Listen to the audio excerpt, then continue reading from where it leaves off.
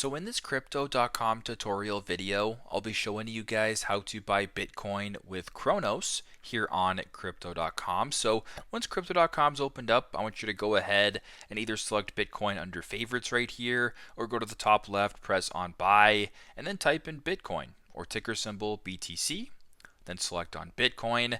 Now once you're on this page, it'll actually default to a cash transaction. If you want to change this to crypto because you want to use Cronos, simply just go ahead and press on crypto. Once crypto is selected, I want you to go to the top and make sure that Cronos is selected, ticker symbol CRO.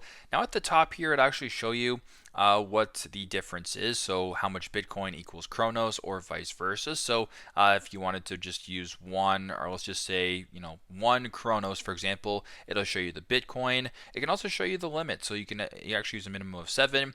And if all looks good, you can go ahead and press on buy. So for me, it says insufficient balance, but that'll go ahead and press on buy if you want to make a transaction that way. So very simple, very straightforward.